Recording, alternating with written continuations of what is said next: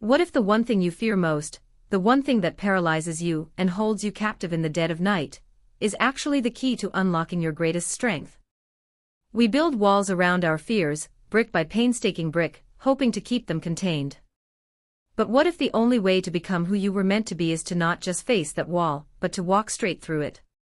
This is the story of a girl who was defined by her terror of the water, and how she taught a world of cynics that the deepest scars often hide the most profound power.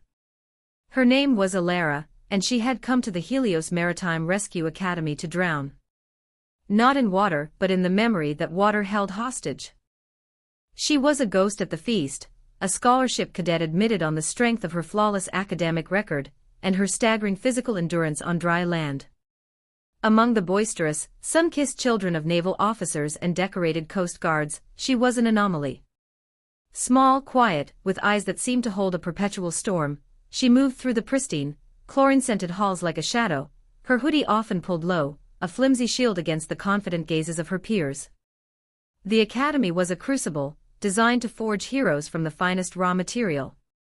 Its centerpiece was the Triton Training Facility, a colossal natatorium where water, in all its forms, was tamed and weaponized for the art of rescue. To the other cadets, the shimmering blue expanse of the Olympic-sized pool was a playground, a challenge, a second home. To Alara, it was a liquid tomb. She could feel its cold breath from 100 yards away, a chilling whisper that slicked her palms with sweat and tightened a band of ice around her chest. Her fear was a living thing, a predator that had stalked her since a night of splintered wood and screaming wind, a night where a small, trusting hand had slipped from her grasp and vanished into the unforgiving black. Marcus Thorne, a senior cadet with a jawline as sharp as his condescension, noticed it on the first day. He was the Academy's golden boy, his lineage a proud tapestry of maritime legends. He saw Alara hesitating at the pool's edge during the orientation tour, her feet seemingly fused to the tiled floor, her gaze fixed on the water's placid surface as if it were a coiled serpent. A cruel, knowing smirk touched his lips. He leaned over to his friend, his voice a low drawl just loud enough for her to hear. "Look at that scholarship case. Probably never seen a pool bigger than a bathtub. They're letting anyone in these days." The words were pebbles tossed at a fortress wall, they stung, but the real war was already raging within her. From a glass-walled office overlooking the entire facility, Commander Eva Rostova watched. Her face was a mask of stern neutrality, honed by decades of sending brave men and women into the unforgiving maw of the sea. She missed nothing.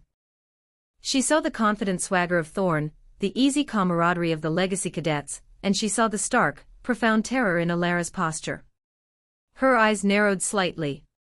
The academy had no room for fear. Fear was a contagion, a weakness that could shatter a rescue team and cost lives. She made a mental note: watch the girl. Either she would be broken by the water, or she would be the first to go. The academy did not deal in charity cases.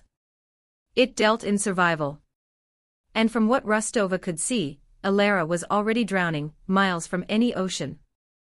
The first true test came less than 48 hours later. It was a simple drill, insultingly so for most of the cadets, a controlled submersion and equipment familiarity exercise. The objective was simple: enter the water, descend to the bottom of the shallow end, retrieve a weighted training mannequin, and surface. It was designed to build confidence, to make the water an ally. For Alara, it was an execution. As her group was called, she felt the familiar tendrils of panic begin to snake around her lungs. The echoing shouts of the cadets, the sharp splash of bodies hitting the water, the sterile, chemical scent of the pool, it all conspired to drag her back to that night. The world narrowed to a roaring tunnel. All she could hear was the wind, all she could feel was the icy rain. Marcus Thorne went just before her, executing the drill with a lazy, powerful grace that was as much a performance as it was a demonstration of skill. He surfaced, slicking his hair back, and his eyes immediately found Alara. He hoisted himself from the pool in one fluid motion, water sluicing from his powerful shoulders, and stood over her. "Your turn, scholarship," he sneered, his voice dripping with disdain. "Try not to forget which way is up," the other cadets chuckled. Alara didn't hear them. She was standing at the edge of a precipice, and below her was not chlorinated water, but an abyss of memory. Commander Rostova's voice cut through the air like a shard of glass. "Cadet. The drill." Ilara's feet were lead. Her body refused to obey. She could see her sister's face in the shimmering reflections on the water's surface, her eyes wide with fear. "Don't leave me, Ella." The memory was so vivid it was a physical blow. She staggered back a step, a choked gasp escaping her lips. The laughter died, replaced by a wave of uncomfortable silence. Now, all eyes were on her, not with amusement, but with a cold, clinical judgment. Rostova descended from her perch, her boots clicking sharply on the wet tiles. She stopped directly in front of Ilara, her presence immense, her gaze unforgiving. "What is the problem, Cadet?" Ilara couldn't speak. The words were trapped behind a wall of ice in her throat. "I" was all she could manage. Rostova's expression hardened. "This is the Helios Maritime Rescue Academy. We are the shield between humanity and the abyss. That abyss is made of water. If you are afraid of the very element you have sworn to master, then you are not just in the wrong place, you are a danger to everyone here. Get in the water or get out of my program." Now the ultimatum was absolute. Humiliation warred with terror. With a Herculean effort of will, Ilara shut her eyes, clenched her fists until her knuckles were white, and forced her trembling legs to move. She didn't dive, she fell, tumbling into the water with a clumsy, desperate splash. The cold was a shock, a brutal violation. It enveloped her, and the panic detonated. Her training, her land-based discipline, all of it vanished.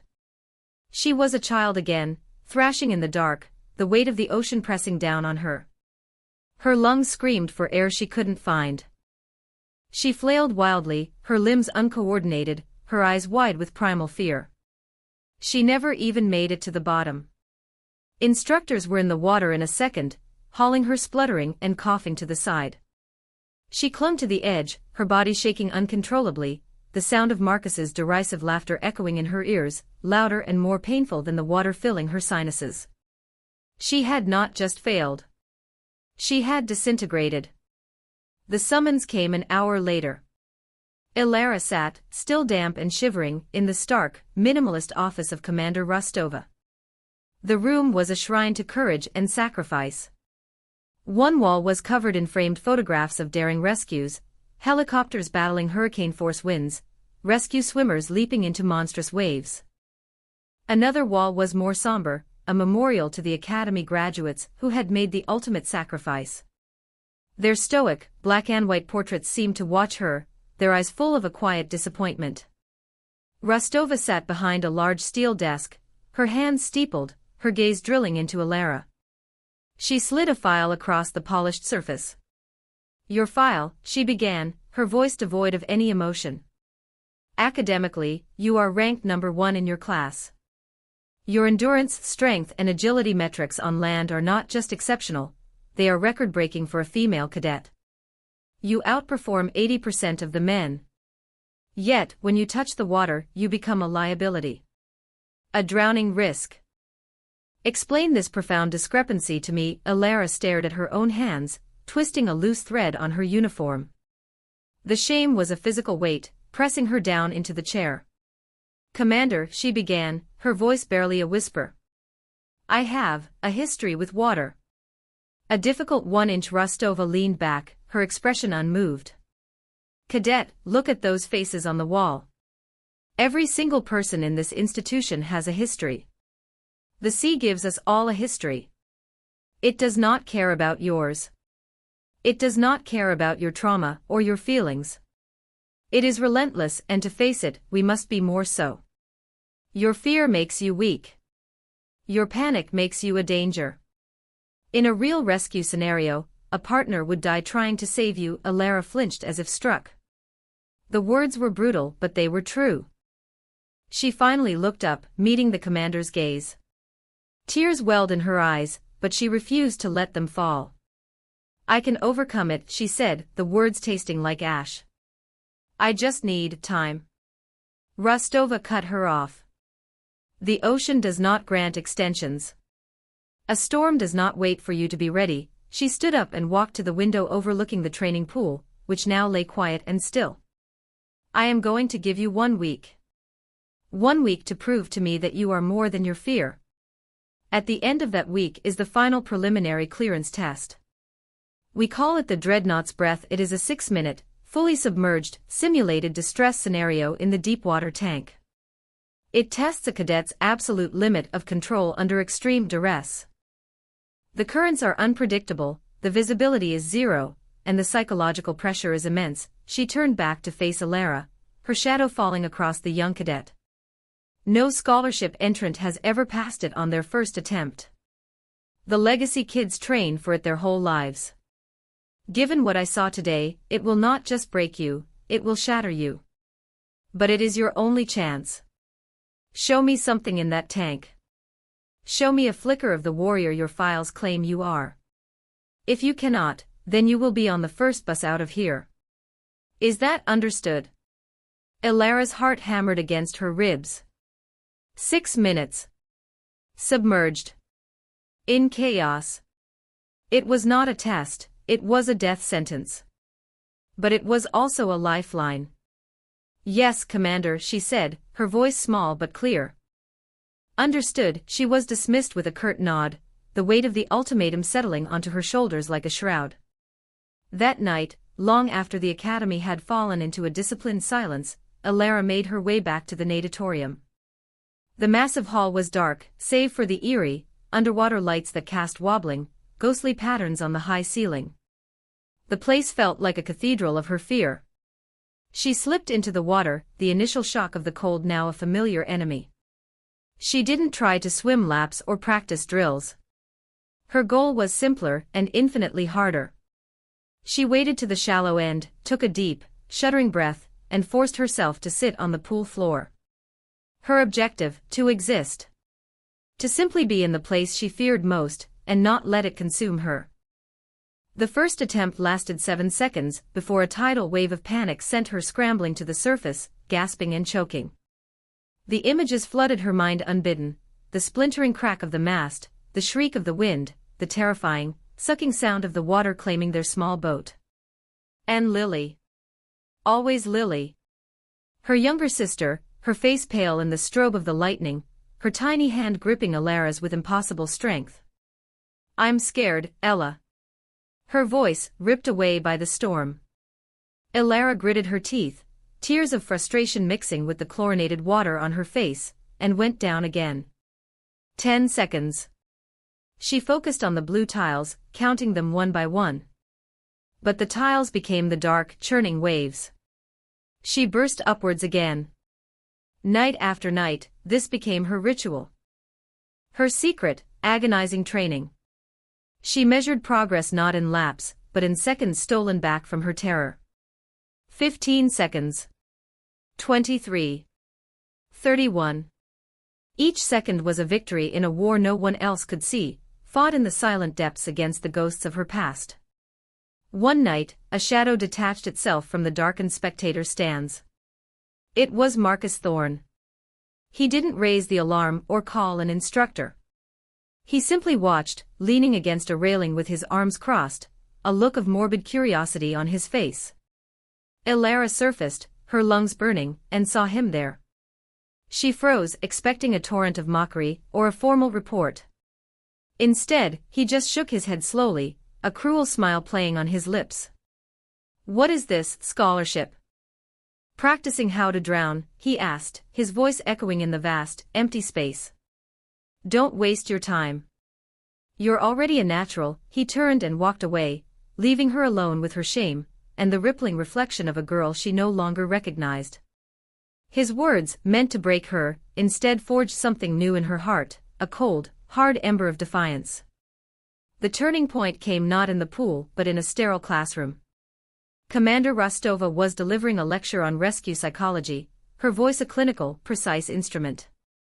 She paced before the cadets, her gaze sweeping over them.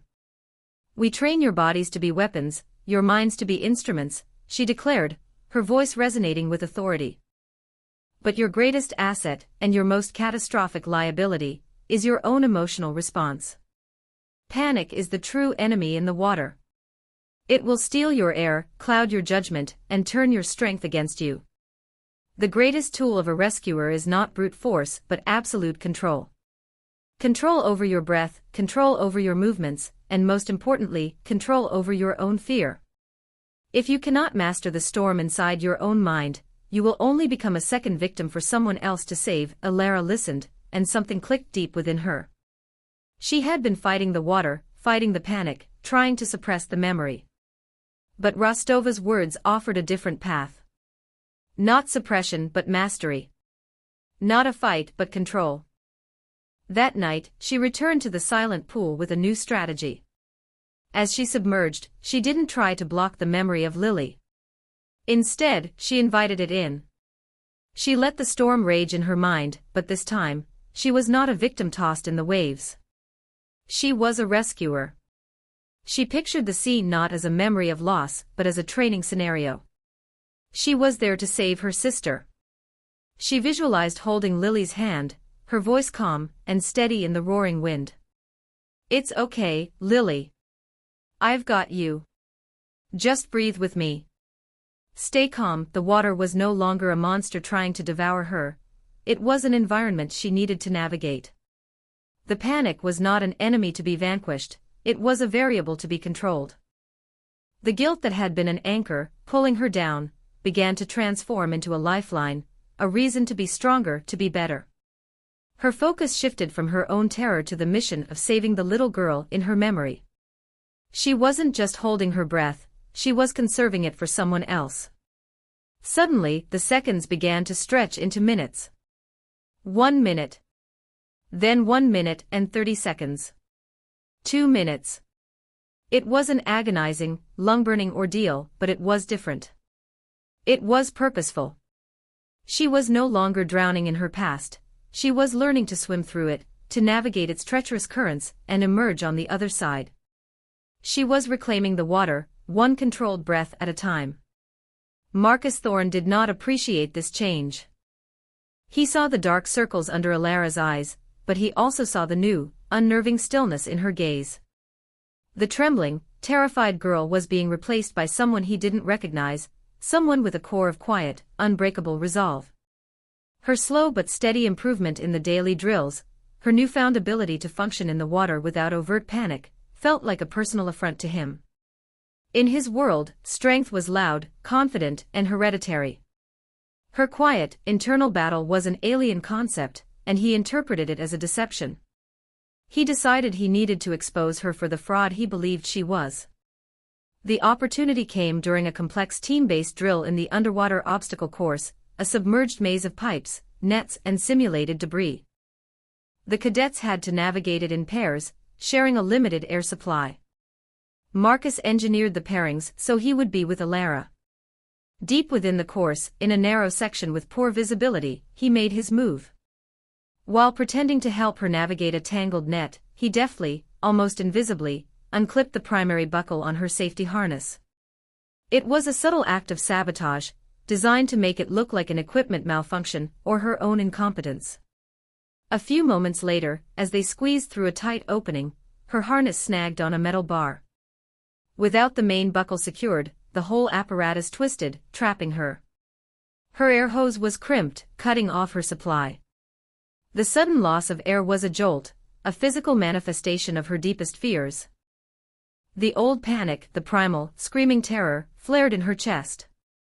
The darkness of the tunnel, the feeling of being tangled and trapped, it was the boat all over again. Her heart rate spiked. Her vision began to narrow.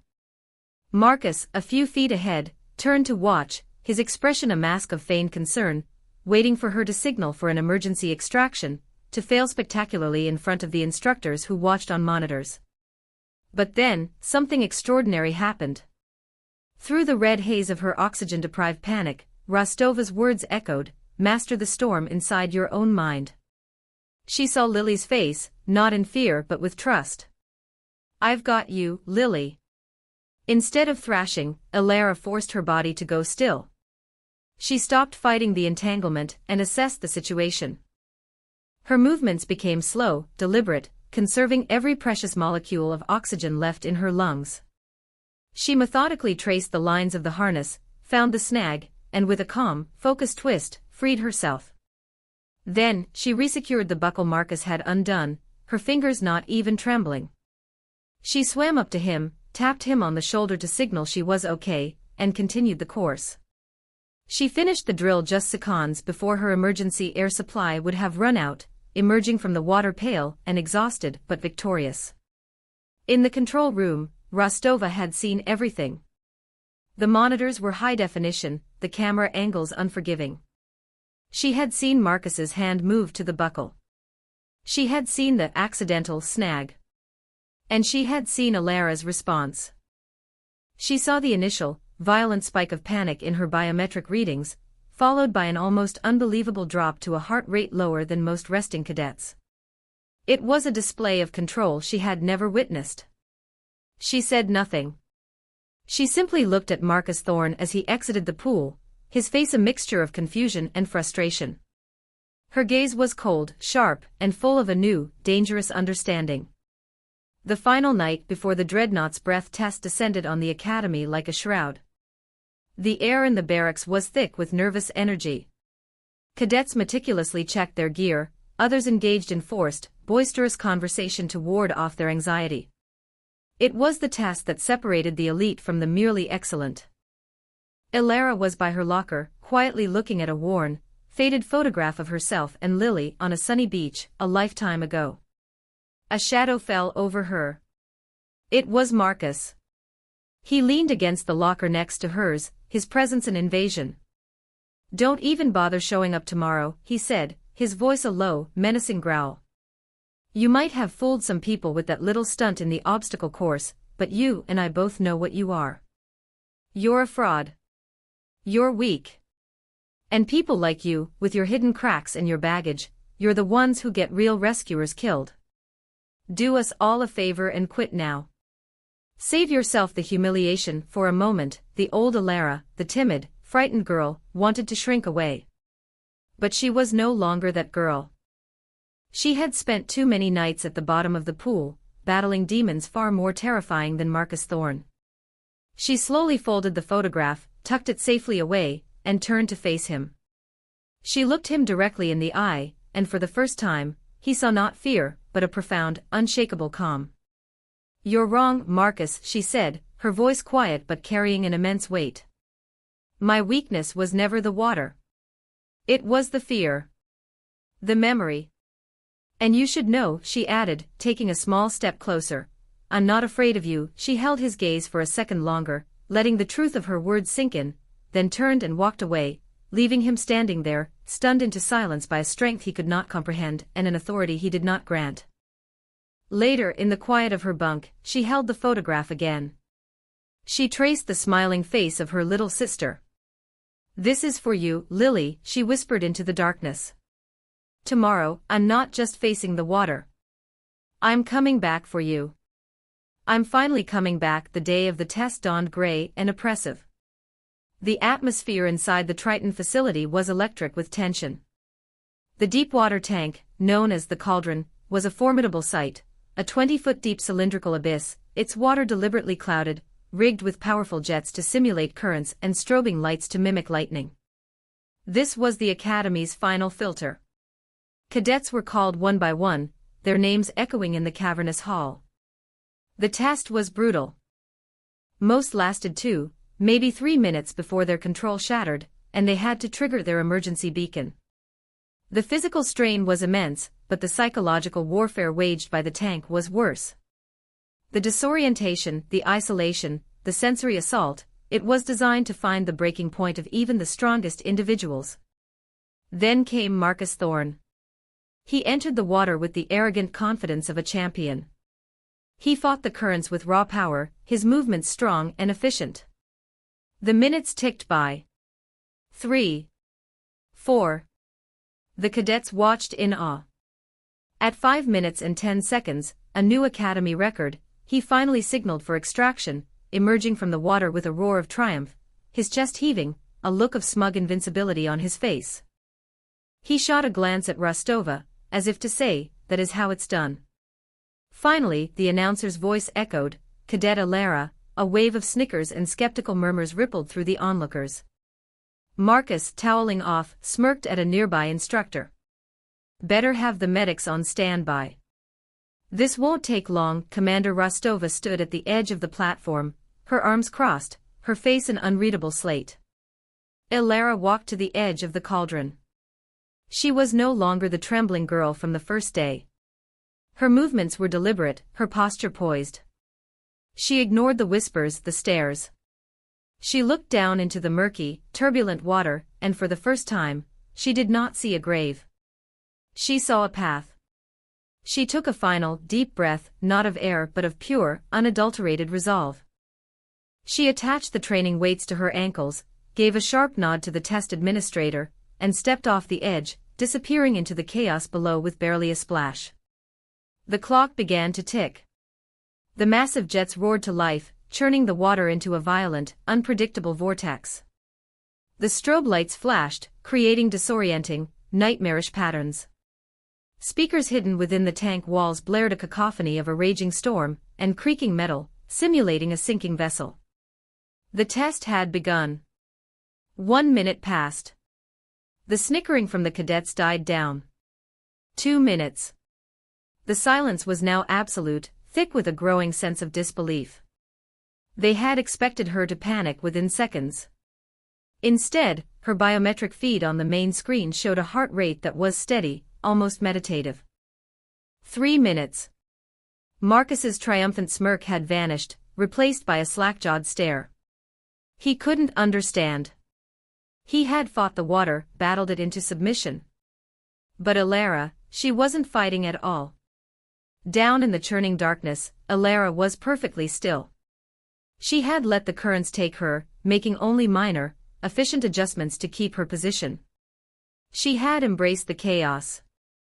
In her mind, she was no longer in a training tank. She was back on that boat on that terrible night. But this time, there was no fear. There was only purpose. The raging water was not an enemy, it was the world her sister had been lost in. The flashing lights were not a distraction, they were the lightning that had illuminated Lily's face for the last time. She had to be here. She had to understand it, to become a part of it, to master it. She reached out in her mind and took her sister's hand. "It's okay, Lily. I'm here now. I'm not leaving you this time. We're going to get through this together." The storm in the tank was a pale imitation of the one she had carried in her soul for years, and she had finally learned to quiet that storm. 4 minutes. Commander Rostova was leaning forward now, her knuckles white where she gripped the safety rail. She was not watching a cadet anymore. She was watching something she had only ever read about in psychological textbooks, a complete and total mastery of the fear response. A state of flow so profound that the individual and the environment became one. 5 minutes. The entire academy was transfixed. Instructors, cadets, even the facility staff stood mesmerized by the steady numbers on the screen. 5 minutes and 10 seconds. A collective gasp went through the crowd. She had broken Marcus Thorne's record. But she didn't stop. Her beacon remained dark. She was still down there, in the heart of the tempest, perfectly calm. 5 minutes and 30 seconds. 6 minutes. A loud klaxon blared, signaling the maximum duration of the test. The jets powered down. The lights and sounds ceased. The cauldron grew still. With a slow, deliberate grace, Alara unclipped the weights from her ankles and began her ascent. She broke the surface of the water not with a desperate, gasping explosion, but with a quiet, controlled breath. Water streamed from her face, revealing eyes that were clear, calm, and filled with a light no one had ever seen in them before. The cavernous hall was utterly silent for a beat, a silence born of pure, unadulterated shock. Then, one of the instructors began to clap. A few cadets tentatively joined in, and then, in a rushing wave, the entire room erupted into a thunderous, sustained applause. It wasn't just for passing the test, it was for witnessing the impossible. Marcus stood frozen, his face pale, the architecture of his arrogance completely dismantled. He had measured strength in muscle and bravado, and he had just been shown a power so far beyond his comprehension that it left him hollow. Commander Rostova walked to the edge of the pool as Alara hoisted herself out. Rostova's face, usually a mask of impenetrable authority, was etched with a profound, undeniable respect. She looked at the soaking, unassuming cadet who had just redefined the limits of human endurance for everyone at the academy. "Cadet," Rostova said, her voice, for the first time, quiet and stripped of its usual iron edge. "In my 30 years of service, I have seen men of immense courage and strength. But I have never, ever seen a display of mental fortitude like that. Not in training, not in the field. I misjudged you." Completely, Alara simply stood before her, breathing steadily, the ghosts of her past finally at peace. Rostova continued, her words now directed as much to the assembled cadets as to Alara. "We all thought her fear was a weakness. We were wrong. It was a crucible. She didn't just overcome it, she harnessed it. She transformed the very thing that was meant to destroy her into an unbreakable weapon. What you have, cadet, is not a flaw to be corrected. It is a tool to be taught." She looked Alara directly in the eye. "You didn't just pass a test today. You taught a masterclass." Alara finally spoke, her voice clear and strong, a simple statement that explained everything. "I had to go back for her." In the weeks that followed, the culture of the Helios Academy began to shift. Commander Rostova, with Alara's input, created a new core curriculum component focused on psychological resilience and fear management. Its first instructor, by order of the commander, was the Academy's newest team lead, Alara. Her first student, also by order of the commander, was a demoted and humbled Marcus Thorne, forced to learn the true meaning of strength from the very person he had tried so hard to break.